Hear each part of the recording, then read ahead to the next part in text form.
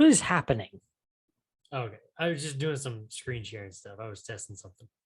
I didn't know what it was showing you. It was just like zooming in further and further on the background of your screen. What the hell? Come on, you dick. Jesus Christ. Oh my God. Oh, I don't pay for suits. My suits are on the house, or the house burns down. Welcome back to the Red Right Hand Podcast, the show that covers each and every episode of the Peaky Blinders. I'm Josh. And I'm Curtis. And we're back for We're season back. 6, episode 2, Black Shirt. Oh no, I got a white shirt on. Yeah, I've got We should have wore grayish. black shirts. That's what we should have done. I don't know that I want to wear a black shirt in association with this episode. Good. Then you're probably not gonna like my next suggestion. That uniform is so terrible. Yeah, Like, it's horrible. It's just black on black, really weird, like oversized pants, it feels like. Like they're not cut like the pants you see people wearing. And then they also have a very large kind of buccaneer pirate-esque belt. Like They were going for the Buccaneer belt. It's very strange. It said "Arg, matey." Yeah. But they just look ridiculous. Yeah, that looks ridiculous. Stupid. Overall, before we get into it, actually we need to hat up. Are you ready to do that? Because I got something I need to say before we hat up. Oh, okay. Yep. Go ahead. Okay, give me just a second here. Just share my screen because I got something to show you.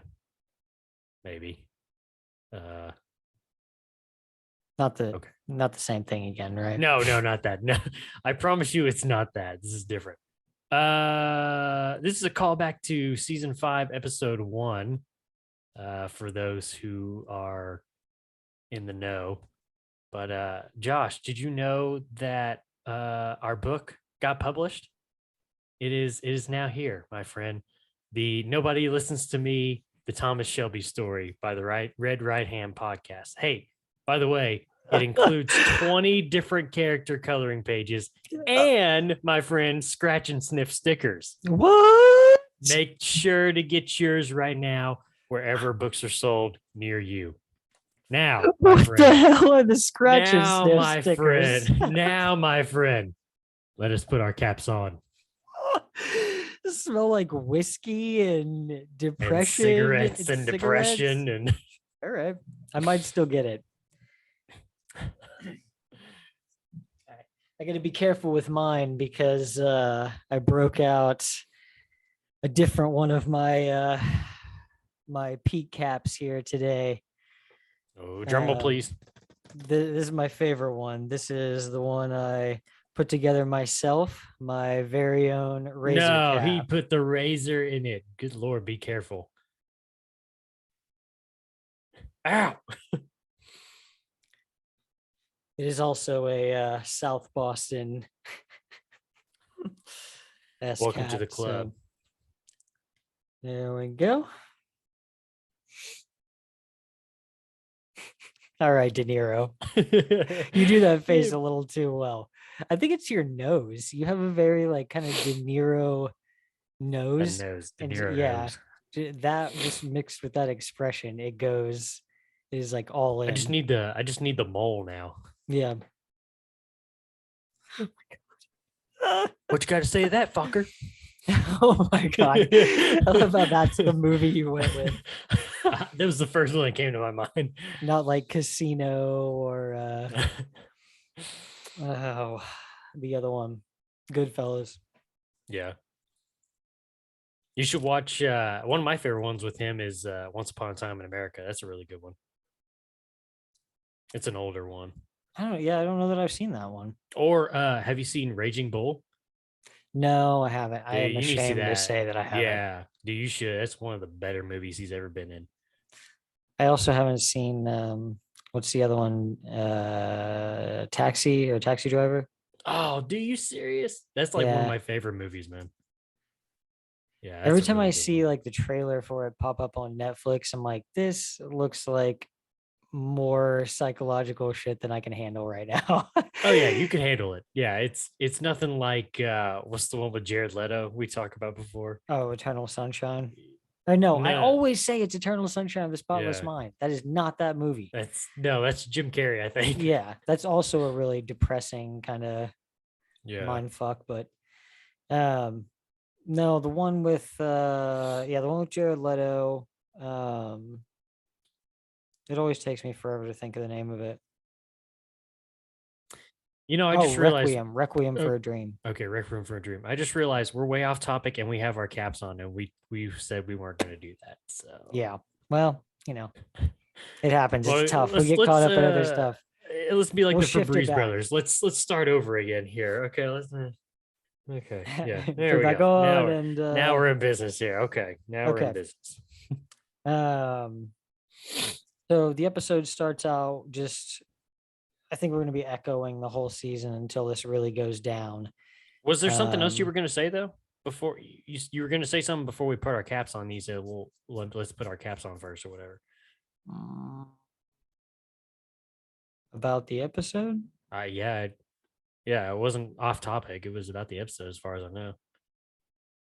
I think you said something. Well, I think you said we'll get into it. Maybe I don't know. Anyway, Well, we'll we'll just get go there, ahead. I'm sure. I'm sure Yeah, if I stopped it then it's in my notes. So probably. um so we get another quote, and like I said, I feel like it'll be echoed throughout this season. Just Polly, there's going to be a war, one of you will die. Um, and then also, kind of as we're going to see, a lot of stuff is just playing through Tommy's head right now.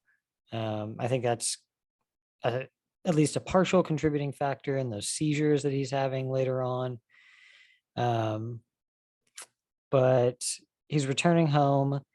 Remember, this is right after he talked to Michael in that prison, I guess, in Boston, Mhm. and he's returning home.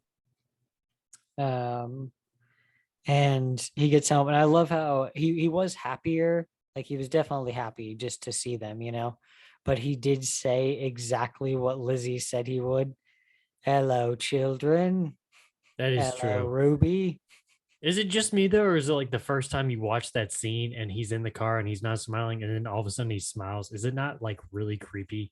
Kind of freak I you out a little bit. Well, it was until It's it like, oh my showed. god, he has gone insane. Yeah, it was Yeah, and until it then showed they showed why the he was kids. smiling. Yeah, Yeah. yeah, and then it makes At sense. We're like, first, I whoa, was what the like, hell? oh, and I'm like, he might be a little unhinged. Yeah, that's what I always thought when I first watched it. I was like, oh, okay. But Yeah. yeah, once you see the reason, yeah. But yeah, you're right. Hello, children. Hello, Lizzie. Yeah.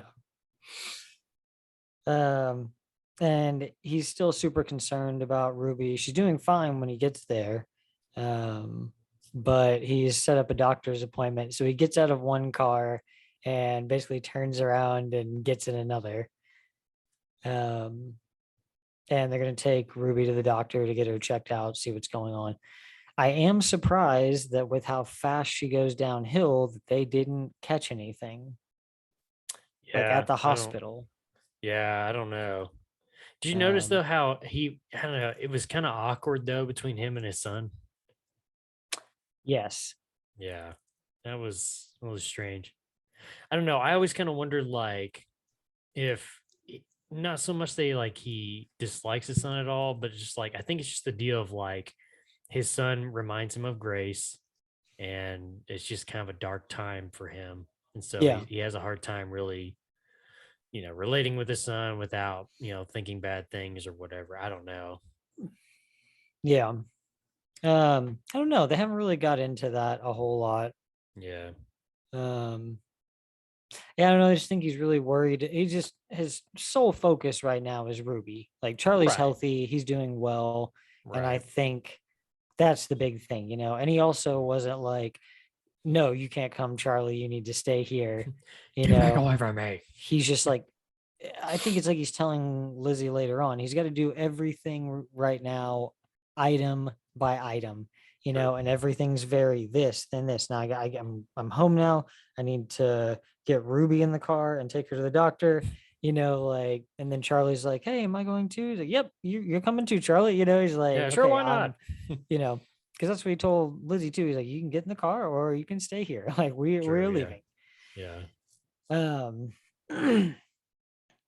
So they go to the doctor. Tommy's still not doing well, and it kind of made me wonder if at first if he was still kind of suicidal, because he goes outside, throws up, just like Lizzie said he did whenever he was with Arthur. Yeah. So, but I guess too, we got to remember it has been 4 years since then.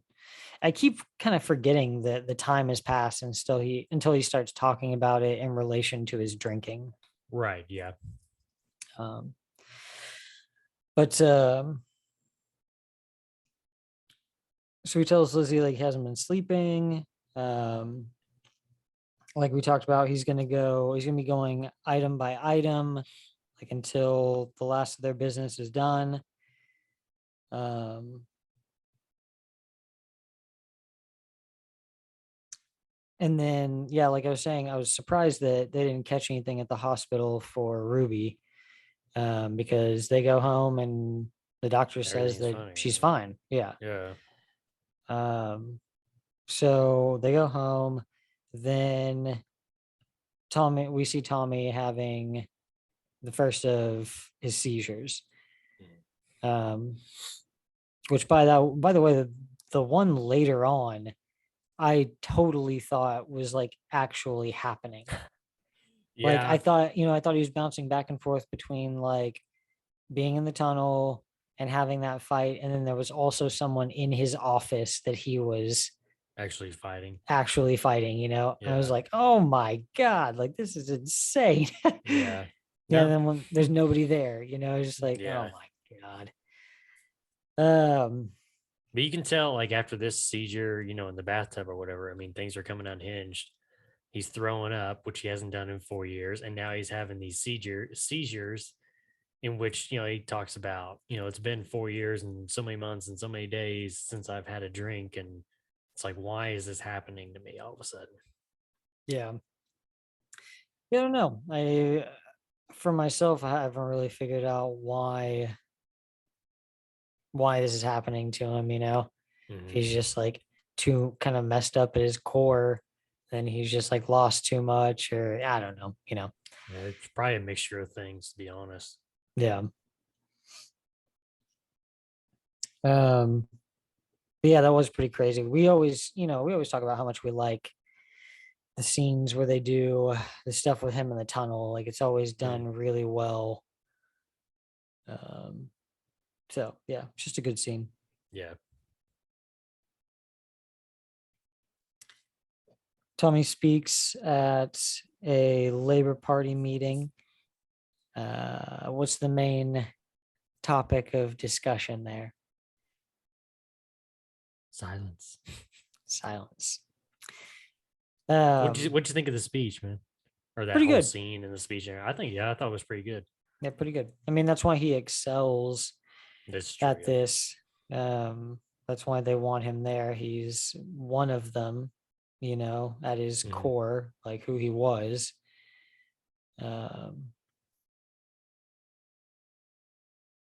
Yeah, I mean, I don't know. He's a good speaker. He's always been able to get a rise out of him. I think he also knows what needs to be said because of Freddie and Ada, Right. Yeah. I think he believes those things, but he also knows kind of what to say. Right. Yeah. It's just weird, again, just kind of watching him kind of ride the fence, basically, of, going back and forth between the two things. Because, I mean, here in this episode, we're going to see him at a communist rally. And then next thing you know, he's at a fascist, rally. Yeah. So it's. Well, and he's not out there like picketing with them, basically. Right. Like, Yeah, exactly. Well, and then there's even a part where it's like he's coming into the fascist rally and that guy is yelling at him, calling him a traitor and everything. Yeah. But he does, explain twice. Once at the, and I'm not trying to get ahead of us or whatever, but at the No, at the you're fine. fascist rally or whatever, to the newspaper reporter why he's there, which kind of justifies his reasons and everything. And then when he's talking to what's her name, Laura, is it Laura Mckee, Yeah. the IRA girl, talking to her about he's realized that politics is a circle. One person goes left far enough, the other person goes right far enough, they end up meeting, and I'm right there in the middle of the circle. Which that doesn't make sense to me. Like, No, you really think about it, if you kept going left, you're just going to keep going left. I mean, unless, I don't know, maybe Well, if like, you at look what at, point? Well, at what point could super far left meet super far right? Like the analogy, I right, understand it because the circle works that way. But right. basically, what you're having happen is it's not this, it's this. Well, but what if like, it's like this though? It's a circle and everybody starts right here at the top, and one person goes left and the other person goes right. Now, if it's in like that, I could see that, because almost like you're walking on the earth, and one person goes to the left, the other person goes to the right. Yeah, you're eventually going to come back around and would meet each other.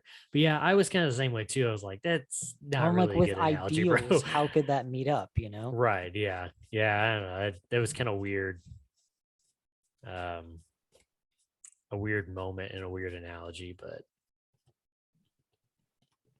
don't look too much into it.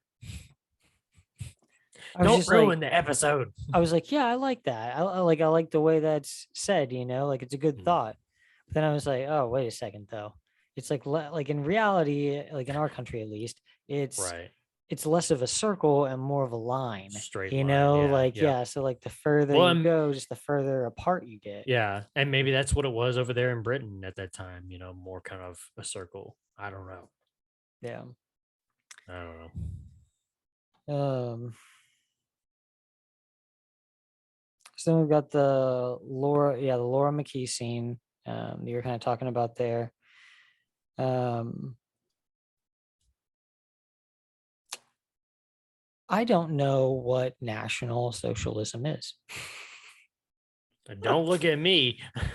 Because that's what he was saying it was like when when you get the furthest left and the furthest right, what you have socialists and nationalists essentially come together. is National Socialists. Yeah.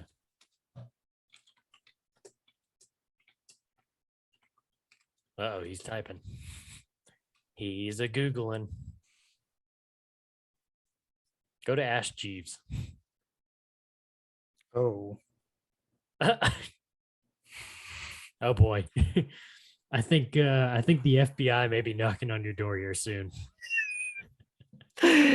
So we would know it by another name.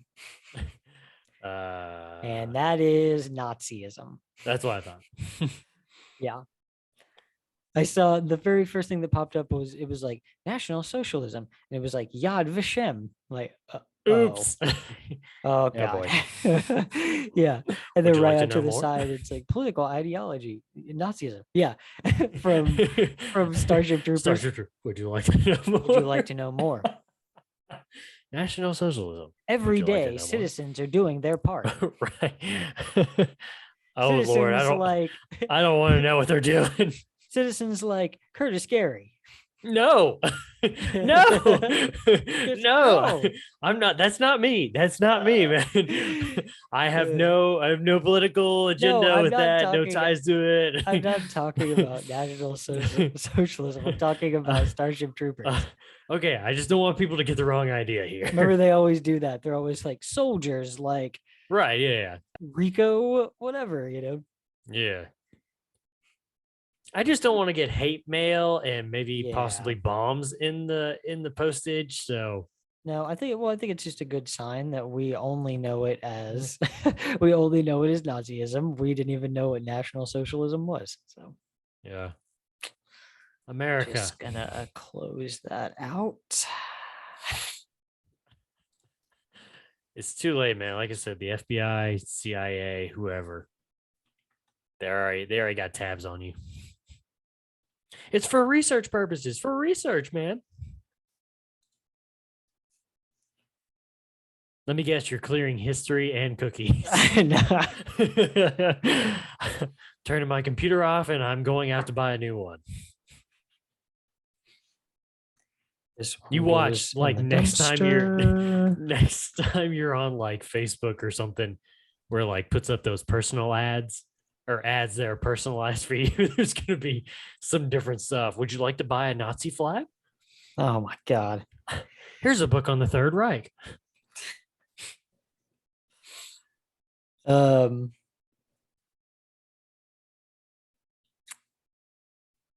God, sorry, I got off track. Yeah, we got to reset here. Okay, you were talking. Um, Okay, so we were. The last thing we were talking about was he was at the communist rally, yes. and then he meets with Laura McKee. Mhm. Laura McKee is she's one of the leaders in the IRA. She's not at the top, but she's one of the she's head of she calls herself like head of a battalion or something. Yeah, And she is the one who basically ordered all these hits on Tommy during their attempt at taking out Mosley.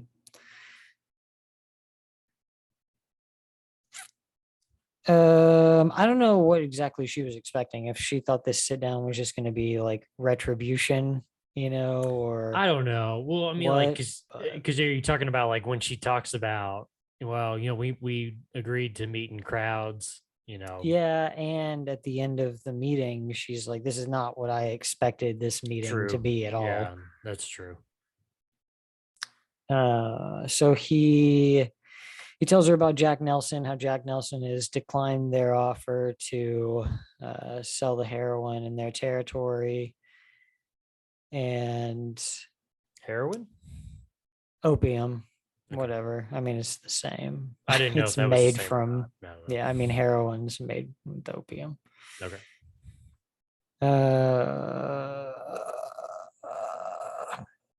And his plan, Tommy's plan, like he already laid out, is to kind of the fail safe there is he wants to. You realize as the episode goes on that kind of all the threats that he made in episode 1 were not things that were locked down. Threats as in what? Well, he Remind said me. that he would sell to the East Boston Jews Oh, to kind of shift the dynamic of power there. And he hadn't even gone to talk to Alfie yet. So, and like propose that to him. This is all just like him coming up with on the fly. And this is like right. what I could do to you. Right. Yeah, I about to say, I think it's more of just like to keep people in check at that moment. Yeah. Yeah. You have a lot of options and you're exercising those options just to keep people in check and in line to go with your glorified master plan. Yeah. Thomas Shelby, Master Blaster. Master Blaster. But yeah, the crazy part though was like, again, we through 6 seasons now, we've talked about Tommy has people everywhere. He's got friends in high places and low places. And it's like he gets those personal letters from Jack Nelson to the president of the United States, and even, like a letter to his son and different stuff like that. And of course, she's just like, how in the world did you ever get these? And that's where we learned that Jack Nelson is coming to London not really for what he says he's there for, which he says he's more there for, what is it? Liquor import license. Yeah, that's yeah, okay. And he's more there for to meet people of certain political parties and to basically report back to Roosevelt. Was it Roosevelt at the time? Yeah, that didn't sound right. But to report back to Roosevelt that basically if fascism is kind of the new way of the world, basically. seeing if it has any legs, I guess. If it's gonna, yeah, basically how much support there hold. is. Right. If it's, I think they put it at one point, if it's an inevitability. Right. Yeah, that's like true. how much support is there in Europe for it, you know? Right. So, yeah, that's his main reason for being there. Ada shows up at the end of his talks with Laura McKinney, and she just kind of reminisces with Tommy a little bit, but she tells him that, you know, she can't be Aunt Polly. She's been trying, but she can't be Aunt Polly. She has to think about her kids, Carl and I don't know. Did they ever give a name to the other one?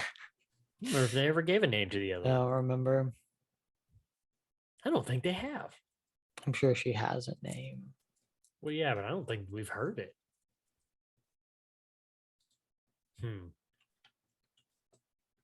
Yeah, I found it interesting when she talks, when she reminisces about how when they were kids, they used to come to that tavern to get a bucket of beer for their dad. And it would take, you know, both of them or all of them or whoever was there with them to, you know, come together and carry that whole bucket back because they were so small and so young.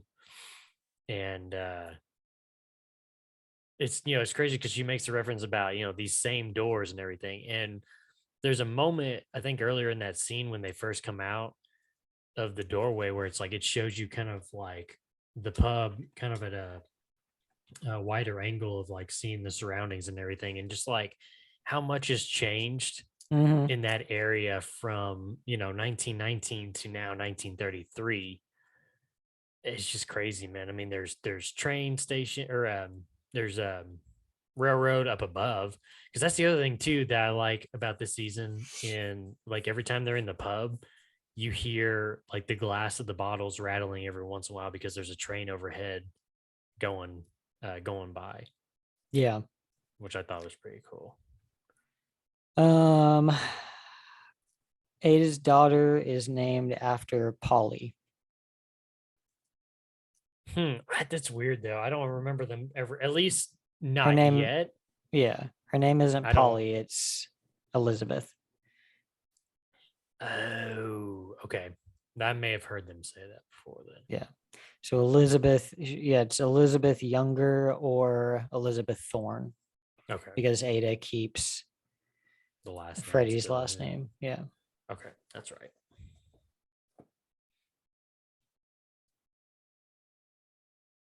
Who the hell are Duke and Katie Shelby? Don't look ahead. I'm not. Oh, it says those are her first cousins. Duke and Katie, are those like two of John's kids, maybe? I don't know. Maybe so. Maybe not. That's what I'm saying. Stop looking. There's nothing. Stop looking. I don't think that's a spoiler. Stop looking. I'm not looking at anything. I'm literally looking at like their family relation. Like her uncles are Arthur, Tommy, and John. Her mom's Ada. Yeah, it's just like this is first cousins, like Charlie, which is Tommy's son, Ruby, which is Tommy's daughter, and then Duke and Katie.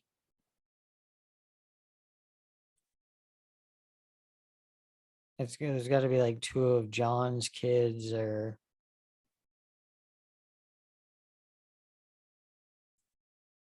Finn's kids. Finn has kids. Is he old enough? Is he old enough? I don't know how Yeah. old he would be now. I think he's been old enough for a few seasons. Do you really want to know who they are? Because I'll tell you who they are. At least one of them. I mean, I guess. Sure. Okay. I don't know who the Katie person is. I'd have to look that one up. But Duke is Tommy's son. Duke is Tommy's son? Yeah, from another woman. What? Mm-hmm. What other woman? There was a woman in France may have been during the war, I think. I think what do you call it at Appleberry, someplace called Appleberry or whatever. And he was with her. The story is, I guess apparently she told Duke that Before you go there, haven't we heard like about a girl he was with in France before? maybe, I mean, they talked about, remember Danny Whizbang was talking about a girl before, or no, was it Danny? No, it was Barney in the last season. He talked about I vaguely remember that. Somebody was, one of his war buddies were talking to, they were talking about, being with some girl or whatever, and talking about getting a disease or whatever, the clap or something. Yeah. And yeah. I think that was last season when he was talking to Barney in the mental institution, maybe. But no, that's not. Yeah. So what about Duke? So anyway, his mom told him that his dad was the Duke of Saxon Shore. And how she came up with that name was she was basically a gypsy too. She stole a watch from Tommy that had the name Saxon Shore on the back of it, which he stole. No, he stole that watch when he was younger. He gave that watch to her. It said Saxon Shore on the back of it. And he had to run away basically because her dad did not like him and shot him with, I think, what he called a squirrel gun. And it's basically a BB gun, I guess. And so she made up this lie to her son that his dad was the Duke of Saxon Shore. Yeah. So does he like come to find Tommy or something?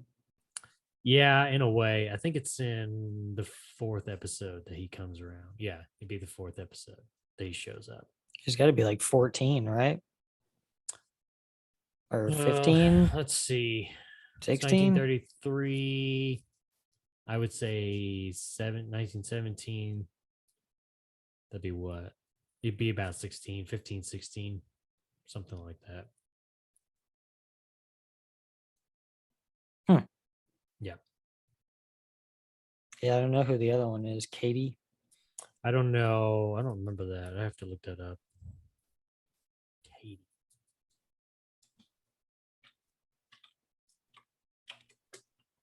Are you looking that up? Mm-hmm. We're getting way off topic here, by the way. I know, but I'm curious. Why don't you just watch the episodes? Oh, she's one of John's kids. She's not one of the ones that him and Esme had together. She's the That's daughter weird. of John and his first wife. Okay. Huh.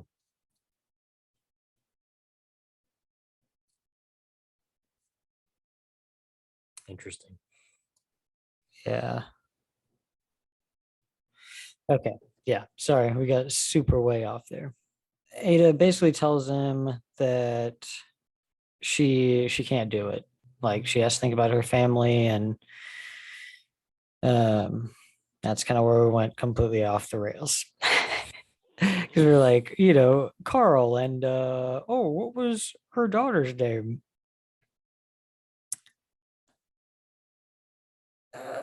Okay, so that's when Tommy goes to see Alfie. So that's the first time we see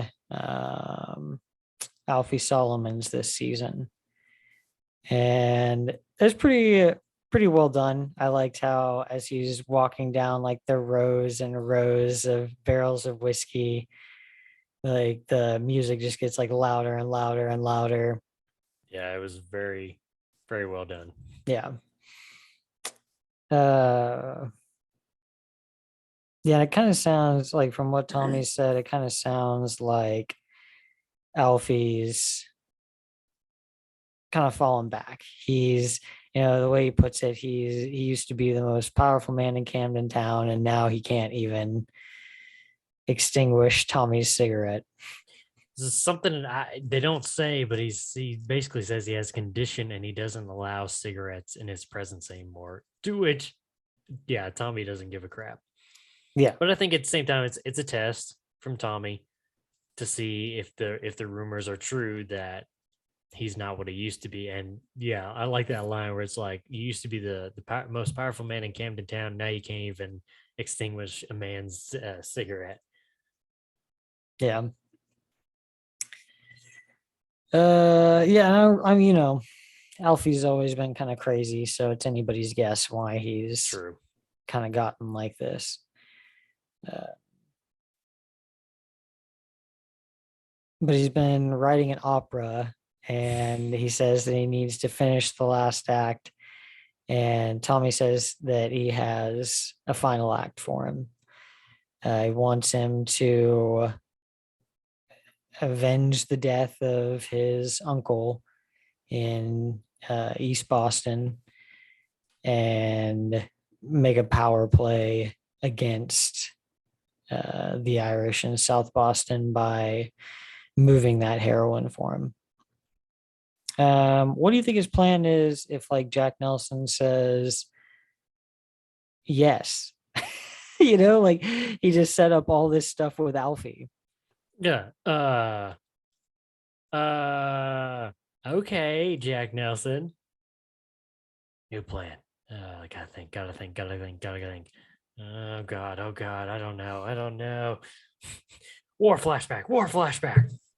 That's how I imagine it in Tommy's mind right then. Starts freaking out and he has another seizure. And then season ends.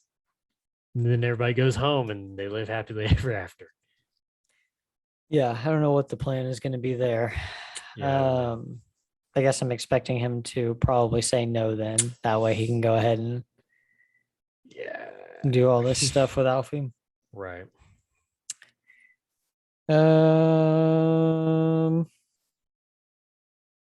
So the next scene kind of seems like a throwaway scene. Okay, let's hear it.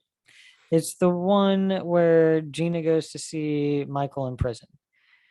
Like literally the only piece of useful information, this exchange in this entire scene, is her telling Michael that Uncle Jack's going to refuse him. He's going to refuse Tommy's offer. He's going to get Michael out of there in a few weeks. And what was the other thing?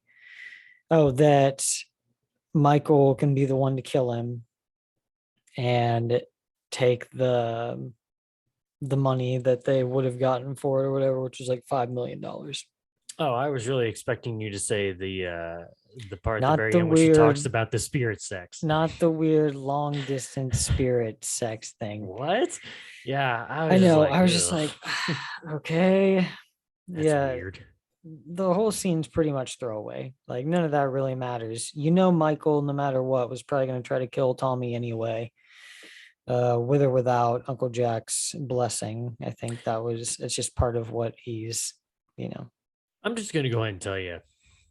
I think by the end of this season, because I know I was, but by the end of this season, you're gonna be pretty sick and tired of Michael. Especially, I can't tell you how many times he says, I will have my revenge on Tommy. I'm going to kill him. No, really? I did not see that coming at all. What? No, I am so shocked. No, please don't. Oh no, Michael. No. Yeah, I don't think anybody's expecting him to change his mind. Yeah. Like, And I'm not gonna lie, that the part the line from Polly that they've already used like twice in 2 episodes, you're gonna get. I got sick and tired of that. At least I don't know if you will, but I got sick and tired of them using that because they used it almost every episode, and it was so annoying. It just felt like it was overdone with that. Yeah, but yeah, I just feel like they're leaning too heavy into it. It's like, yeah, we know, like one of them won't make it. Did you hear? I think Michael's going to try to kill Tommy. We're getting that. I think there's some type of prophecy because Polly keeps saying something from beyond the grave about them killing each other. I don't know. Yeah.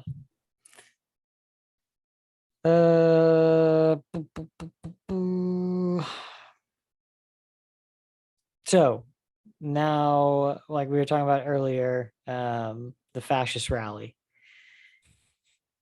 Ugh. Tommy's there, like he says, to kind of bridge the divide. He says to remind Mosley that their system is built on compromise. I didn't know that. So Arthur shows up super fucked up because that's where he's at right now. I didn't know that Arthur had been hanging out with Mosley. I did That was not weird. realize that until I watched it. This is my second time watching it because again, I watched it all the way through the first time when it first came out, and then I've gone back now with you and watching it episode by episode again. And I did not realize it until watching it just the other day that he said that because I had to rewind. I was like, wait, what did he say? Yeah, I didn't realize that. That's really weird. Yeah, it was super weird. Yeah, But I think they just, like Tommy says, like they just kind of use him for right. their access to The opium and everything. opium and cocaine. And yeah. So, but yeah, that's weird that he's been hanging out with them. I mean, their ideology is still the same. Like Arthur's not becoming like Mosley, like Right. he hates those people. And Tommy the same way. Like he's just doing all of this as a front, and so we can get further and further in. Right.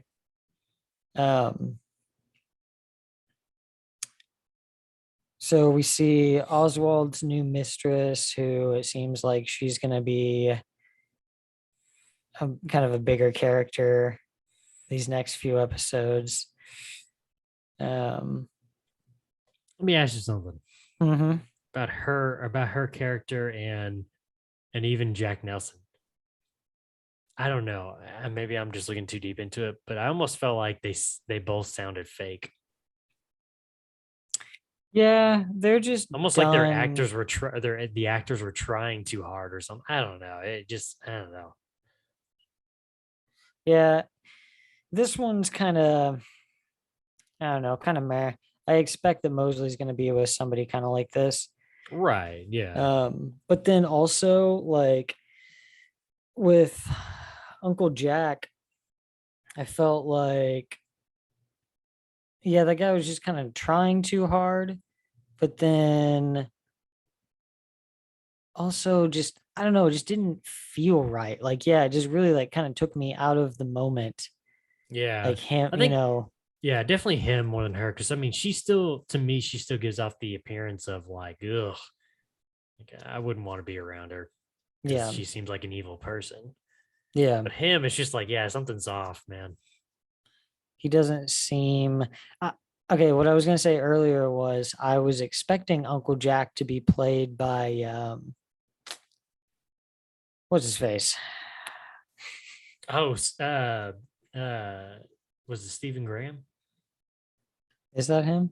Yeah, he was in Gangs of New York, and he was on Boardwalk. Was it Boardwalk? Yeah. Yep.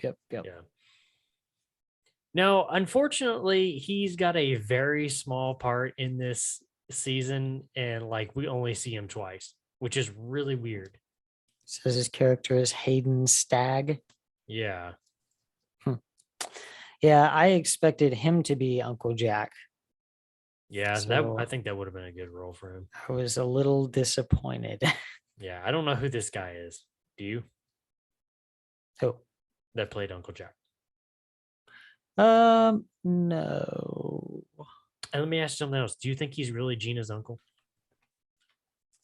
Or do you think that's just like a nickname? I think that's just a name. Okay. That's what I was thinking. Because they all call him that. Yeah. And yeah, I feel like they wouldn't if.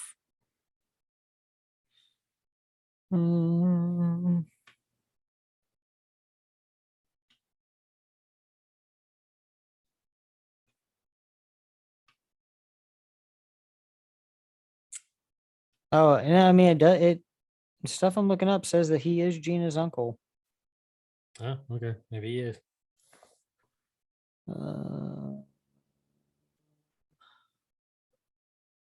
I don't know why it's not popping up with like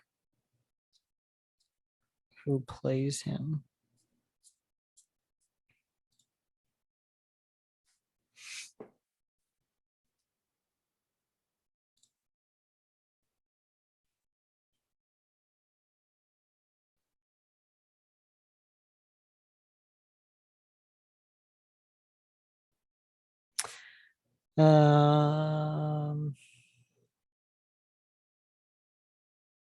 It says that the character of Uncle Jack is based on Joe Kennedy Sr. Yeah, I just saw that.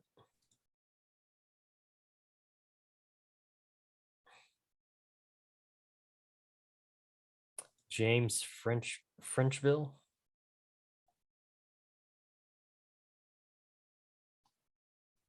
Is that who plays Uncle Jack? Yeah.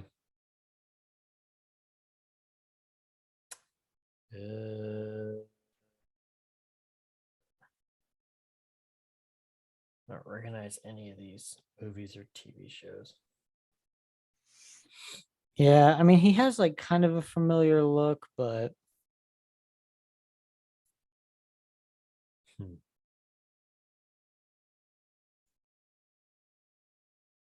Yeah, I don't know. Anyway, I got it. so I don't know why. I just had this random thought. We'll have to kind of go back for a sec. Last season, last episode, Finn tells, oh, what's his face, who's helping them with the soccer scam, Billy. what's happening. Mm-hmm. And Billy makes the call. Does Billy call the IRA? Do you want me to tell you what happened? Yeah, I guess. Yeah, he did. He's their informant. Okay. I mean, I didn't know who else he would call and why it would matter, you know? Mm-hmm. I'm like, yeah, he had to have been Yeah, like he's their somebody other informant. brutal. Damn. Okay. I know, because you love Billy so much. No. No, I'm not heartbroken at all.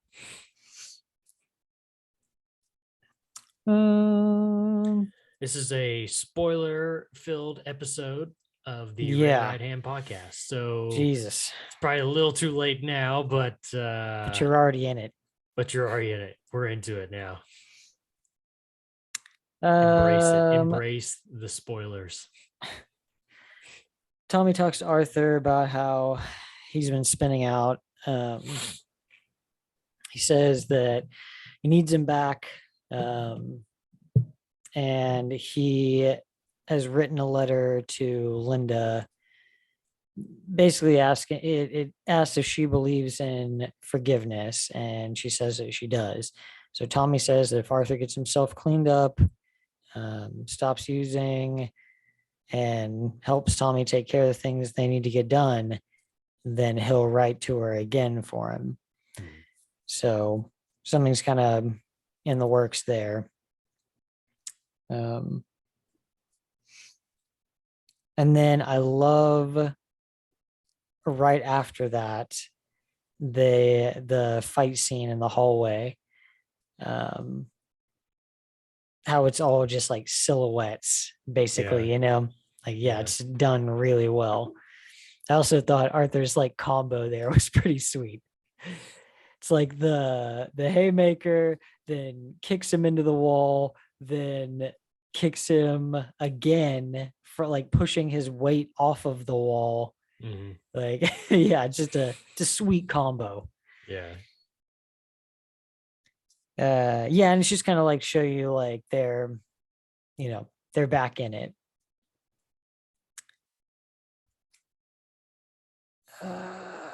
Keep getting lost here. Oh, then Tommy and Lizzie talk with Oswald and his new crazy mistress. Not a whole lot of like, there's not, this is again like a Michael and Gina scene. Like, there's not really anything in this conversation. Well, basically, the only thing is again, they make the comment that he made several times to Tommy last season about you need to find a better companion, wife, whatever, because the one you have is not going to be good for us. So just trying to tear him up, tear him apart from people. Yeah.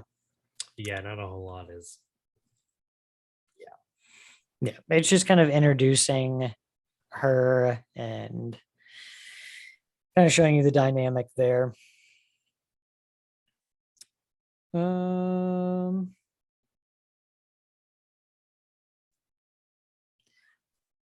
So then back at the house, this is when Ruby kind of takes a turn.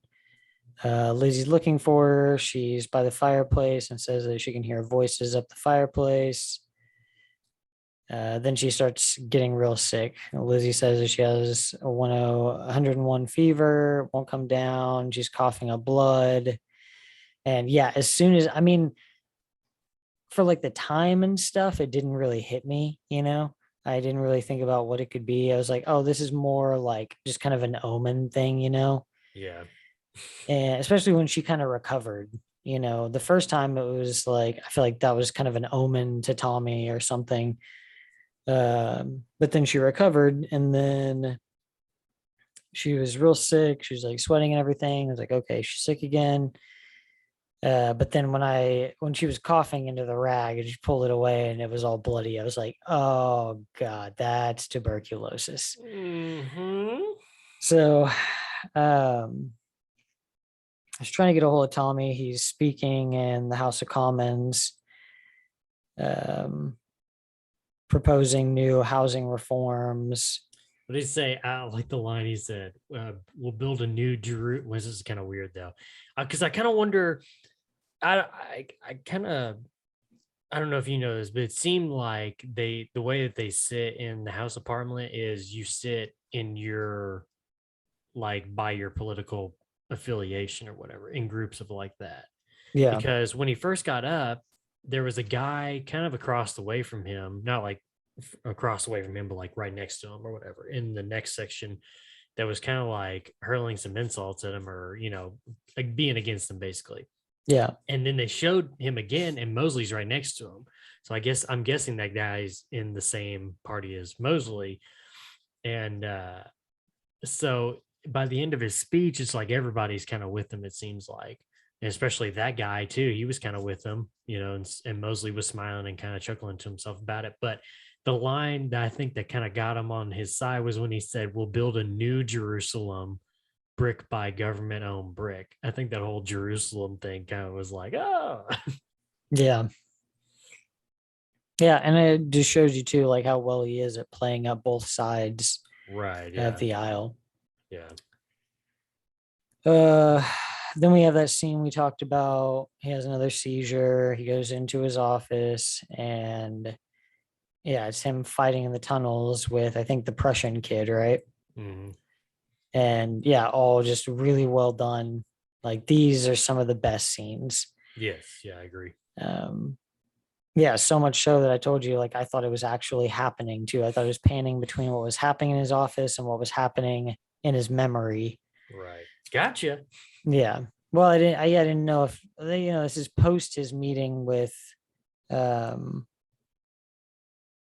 Jack Nelson. Oh yeah, I kind of skipped over that. No, is it? I thought I thought that was after. Okay. It's after. Okay.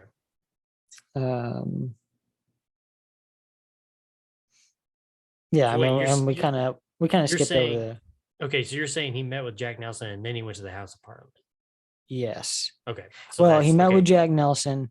Then it shows Ruby being sick.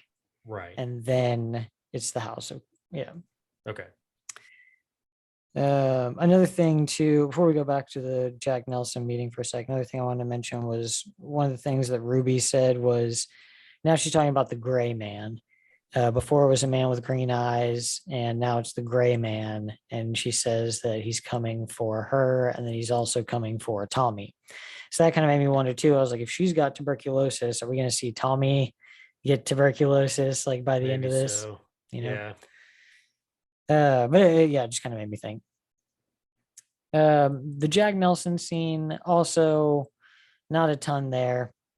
You got to see the meeting between these two people. So He gives them the offer. They kind of weigh each other out.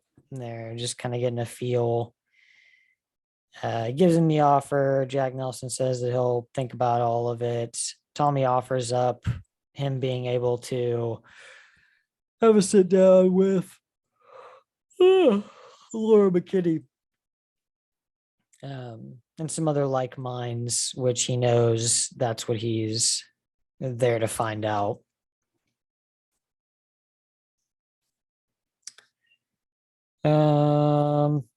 Then after Tommy kind of comes out of the seizure, he gets that call from Lizzie that Ruby is sick again, and it's gotten really bad. So he rushes home.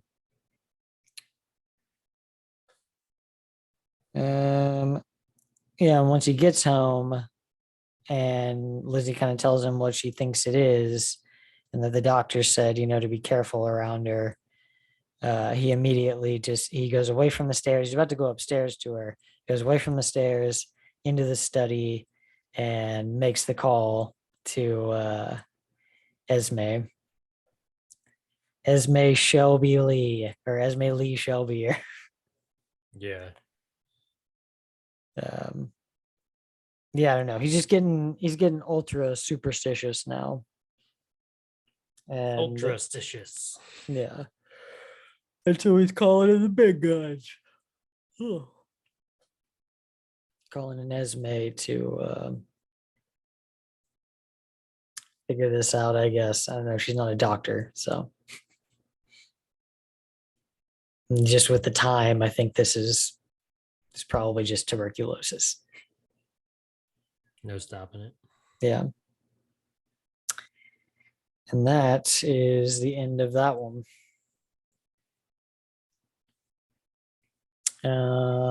Did you have any final thoughts about the episode or anything? Yeah. Nope, not that I can think of, man. All right. What's gonna happen next? I I agree, Tater. I agree. I don't know. We'll have to find out. I guess you already know. I don't know.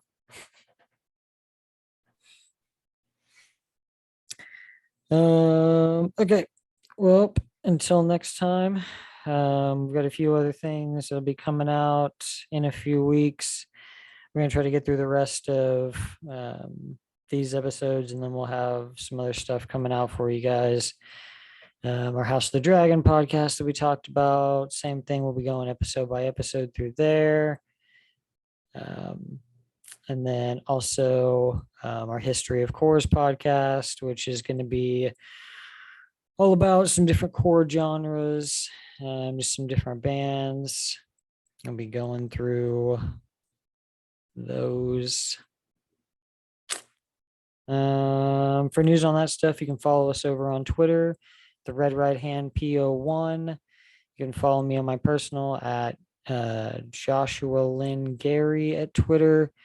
You can follow us over on Twitch at GhostLad676.